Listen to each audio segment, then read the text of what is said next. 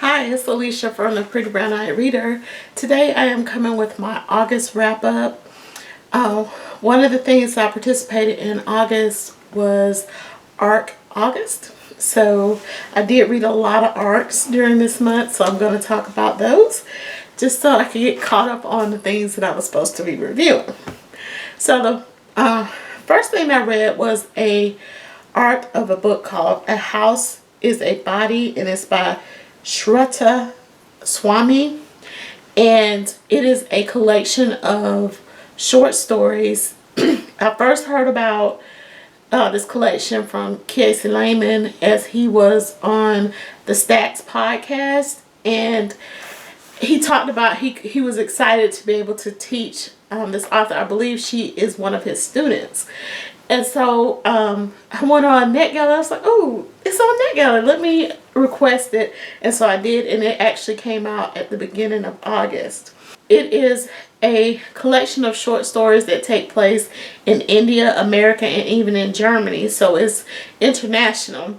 The title story is toward the end of the book, and I thought it was the ending story, but she has another story afterward that helps bring all of those stories together. I can't remember exactly how many stories in the collection, but I remember that there's about 4 very strong stories. The other ones are kind of meh, but you can read through all of them and still enjoy the collection as a whole. But like I said, when you read it, there are about 4 that are really, really strong. So the next ARC that I read was a collection of poetry, and it's called The Collected Poems of Sterling A. Brown. I wasn't familiar with who Sterling A. Brown was, because he passed away in the 80s, I believe. He was a poet from around the Renaissance, Harlem Renaissance era, and his poetry very much reminded me of Zora Neale Hurston's her literature writing. And in his poems, he's able to capture Black vernacular, especially during that time. And his poems are about things that Black people were going through during the Depression, during the Harlem Renaissance. After I read the collection, I was like, why are we not studying this man? We should be studying him like, say, Langston Hughes. And unfortunately, we aren't, but I'm so glad that this collection is getting put out, so maybe other people will take a look at his poems and begin to study and teach those. So the next ARC that I had, I received this in the mail, and that is this collection here, and it is 289128, and it's poems by Randall Horton. I was contacted by his publicist and asked if I would be willing to do a review of it, and I was like, poetry, of course. And so I was really happy to read this collection. The numbers that are in the title are Mr. Horton's prison number. He was formerly incarcerated, and I'm not sure exactly what happened. That wasn't important to me. But his poems center around the life of the incarcerated. Some of the poems are before, during incarceration, and then afterward. I think it's very interesting when a poet can take a subject and write a whole collection about it. And this is so good.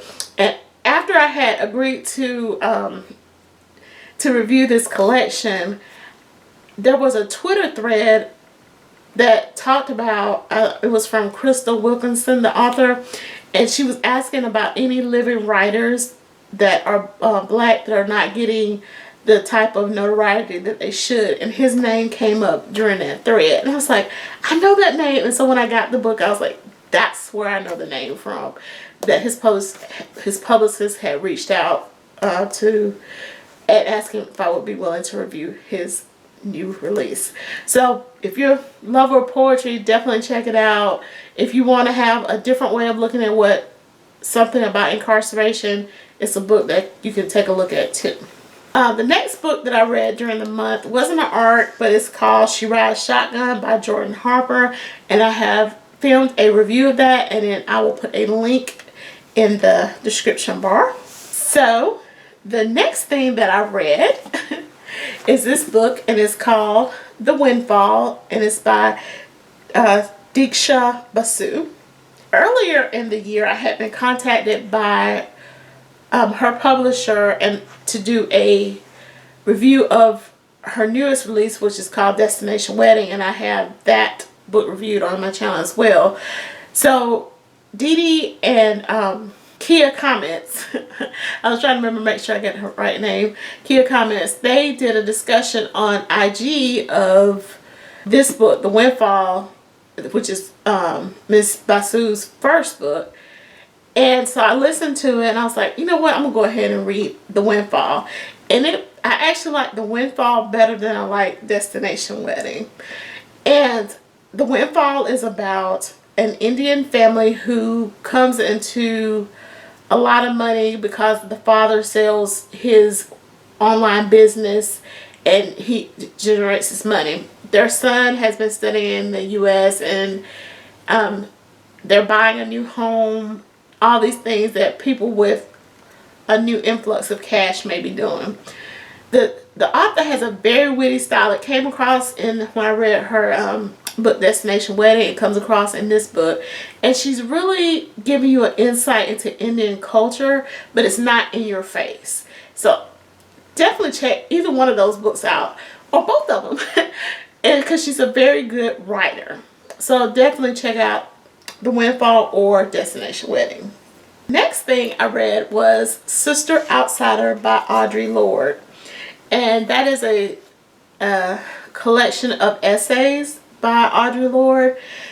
It is amazing how insightful and how relevant of what those essays that she wrote in the 70s, 80s are still relevant today. And how much of her work is quoted by people that are well-meaning activists, well-meaning people who are trying to break down barriers, but they're not giving her credit for what she says. One of the things that reading her, she talked about you can't use the master's tool to break down the master's house. And I've heard people say that or some iteration of that quote, but I've never heard it associated with Audre Lorde's name. So it was so good to actually read the collection, and she talks a lot about her poetry, and I did do one of her poems this year during National Poetry Month. So now I gotta go get all of her poetry collection because of what she referenced in these essays.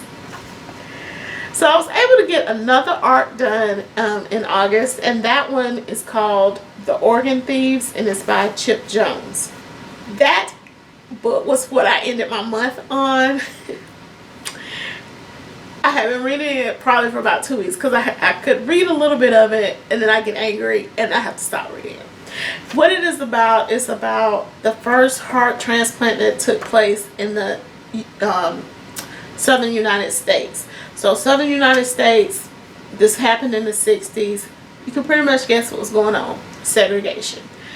And the person that donated the heart, their family was not contacted to give permission to get this done. So it brings up a whole lot about how the medical establishment has treated black people throughout the US, and the author goes back and starts talking about how the graves of former enslaved people, of black people, especially in Virginia and pretty much all across the South, wherever there was a medical school, these graves got robbed because they were used for dissection and to do medical research. So there was no sacredness of the dead, especially of black bodies. Me reading this, I was just like, okay, this is infuriating. I can't deal with it. So that's why it took me a little bit longer than I would want it to. I think it's an important book to read. It's just you gotta be prepared for being angry and also going along with his research, because he does do a great job of giving you back history of how how black people were treated to get to this point of actually doing a heart transplant without permission from somebody. So that is my August reading.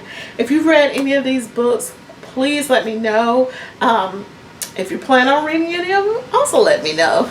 I hope you had a good reading month and have a great day.